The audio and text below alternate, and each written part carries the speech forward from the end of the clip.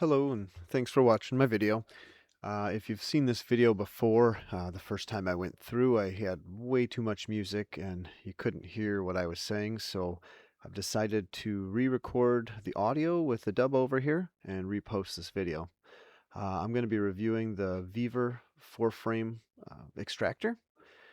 What I found is if you notice that's a deep frame, I had found that my hive was honey bound and I wanted to relieve a little bit of the honey that was in the lower boxes. So that's what I'm doing here.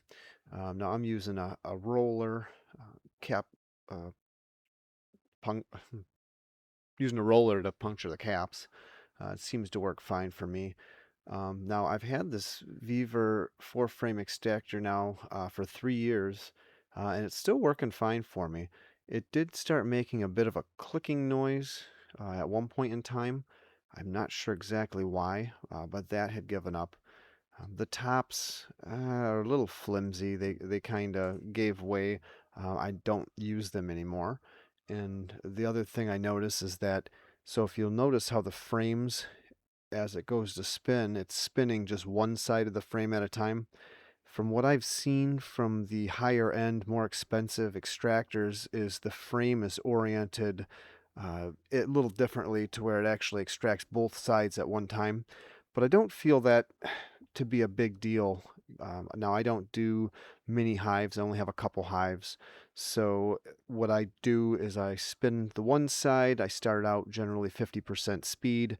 I let that spin out for a while.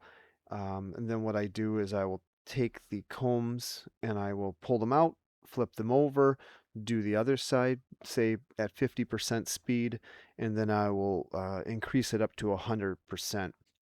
If you try to spin it too fast right from the get-go, it starts shaking. Like you can see, I'm trying to stabilize it from the shake that it's doing now. Um, I'm not sure if I had a different extractor, if it would be different, or but I do find it works well enough for what I do.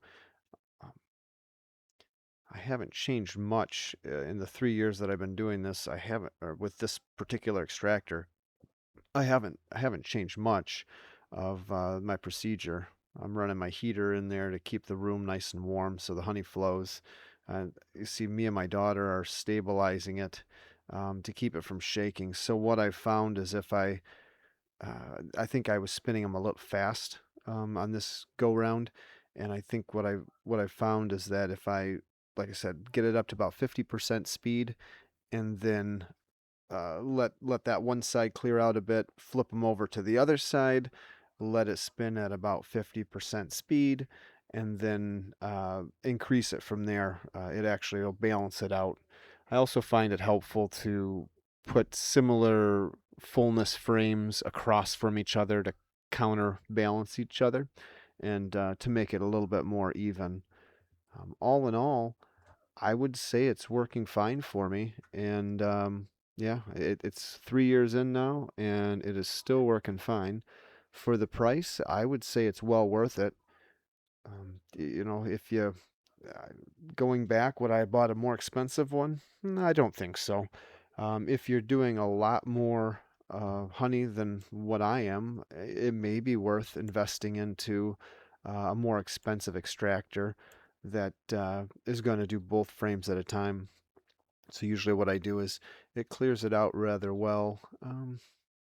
I think I get them. I think nowadays I get them more clear. I also have a hot knife now that I use in some situations to help even the comb out better.